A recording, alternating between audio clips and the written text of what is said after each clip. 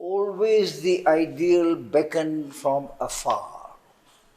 Awakened by the touch of the unseen, deserting the boundary of things achieved, aspired, the strong discoverer, tireless thought, revealing at each step a luminous world. It left unknown summits for the unknown peaks. Impassioned, it sought the lone, unrealized truth. It longed for the light that knows not death and birth. Each stage of the soul's remote ascent was built into a constant heaven, felt always here. At each pace of the journey marvelous, a new degree of wonder and of bliss, a new rung formed in being's mighty stair, a great wide step trembling with jeweled fire, as if a burning spirit quivered there, upholding with his flame the immortal hope, as if a radiant God had given his soul that he might feel the tread of pilgrim feet mounting in haste to the Eternal's house. At either end of each effulgent stair, the heavens of the ideal mind were seen in a blue lucency of dreaming space, like strips of brilliant sky clinging to the moon.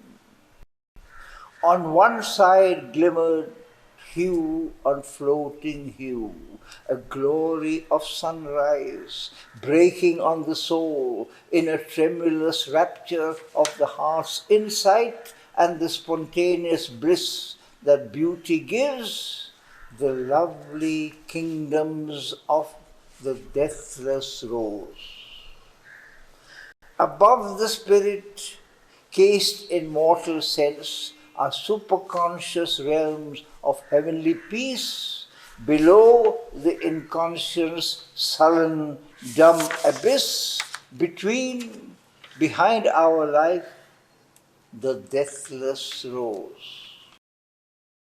Across the covered air, the spirit breathes, a body of the cosmic beauty and joy, unseen, unguessed by the blind, suffering world, climbing from nature's deep, surrendered heart.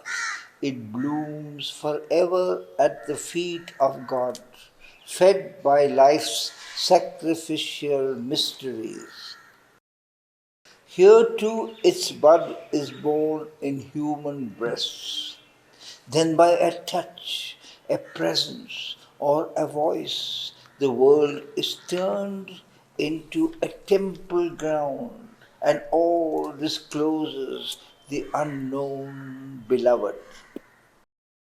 In an outburst of heavenly joy and ease, life yields to the divinity within and gives the rapture offering of its all, and the soul opens to felicity.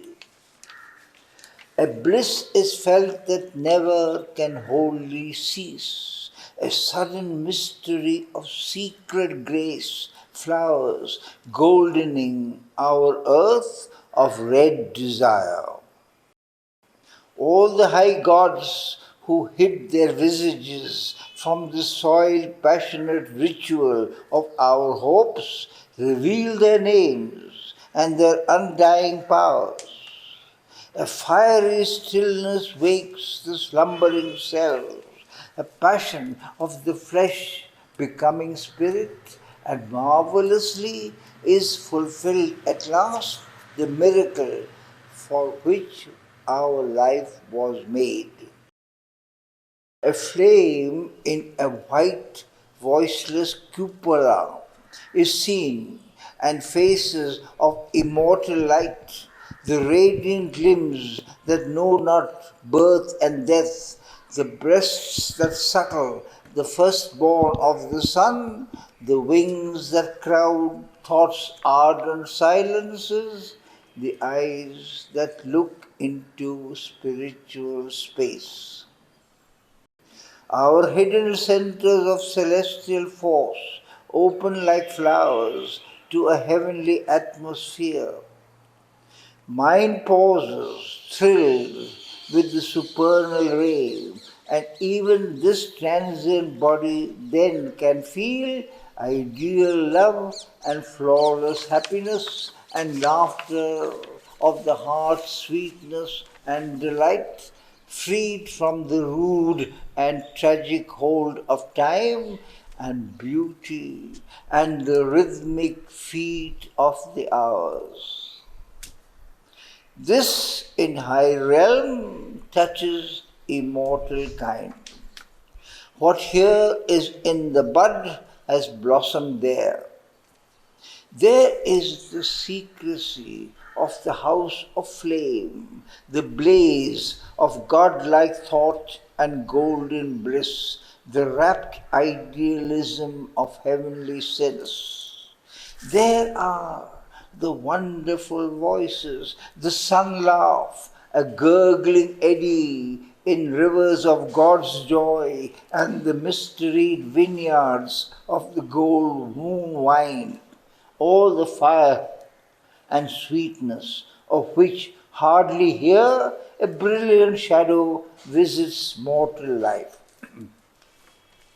Although are witnessed there the joys of time, pressed on the bosom, the immortal's touch is felt. Heard are the flutings of the infinite. Here upon earth are early awakenings, moments that tremble in an air divine, and groan upon the yearning of her soil, time's sunflowers gaze at gold eternity. There are the imperishable beatitudes, a million notices swaying on one stem.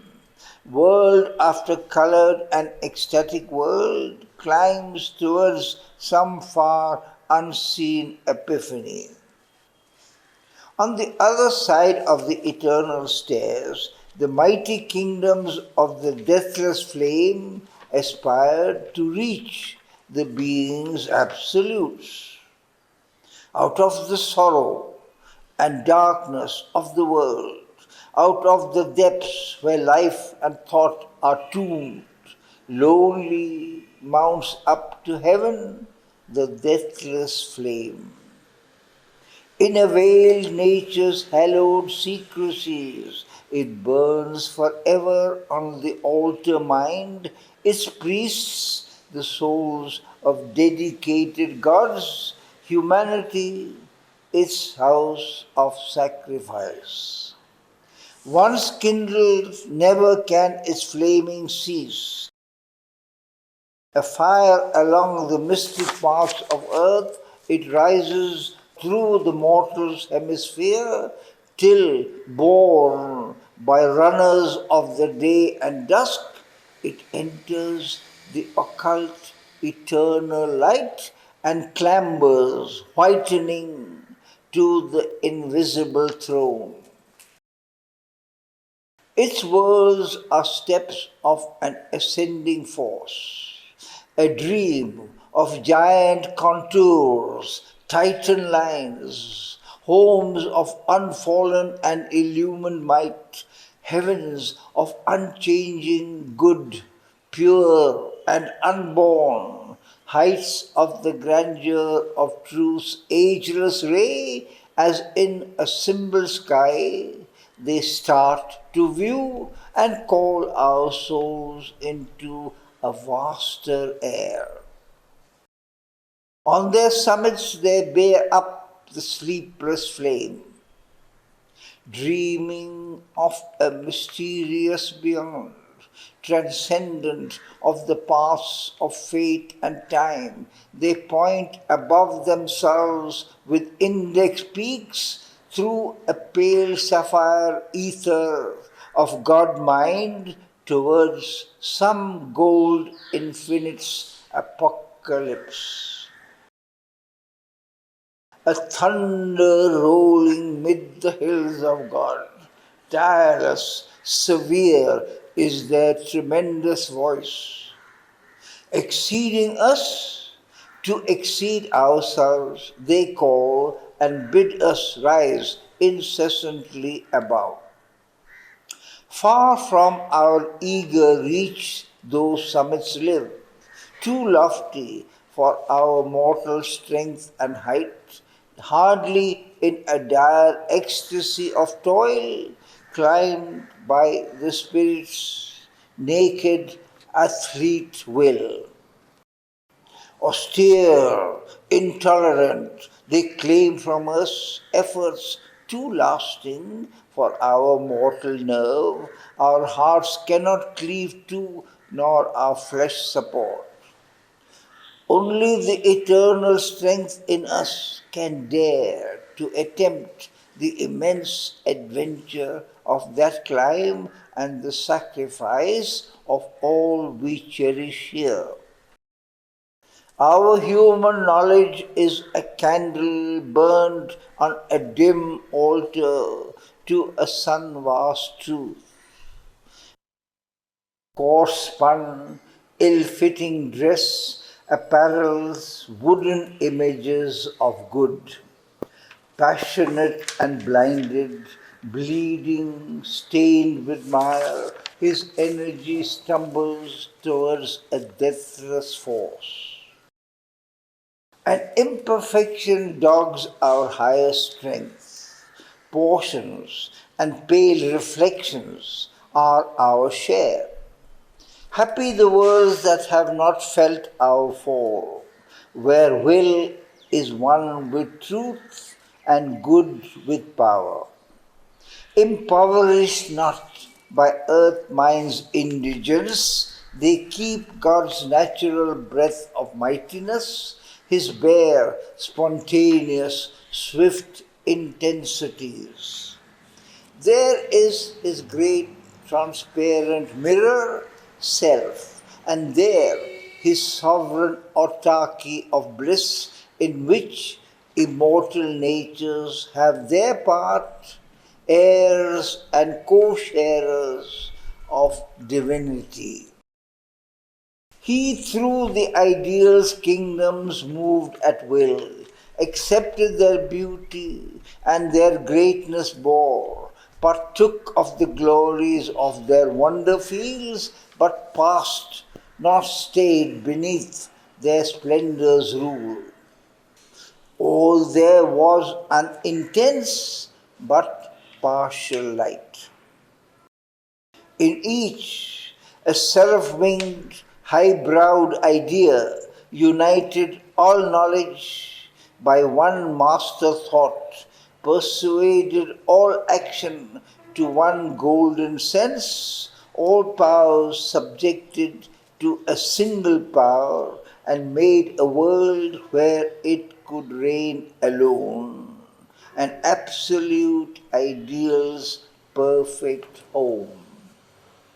Insignia of their victory and their faith, they offered to the traveller at their gates a quenchless flame or an unfading flower, emblem of a high kingdom's privilege.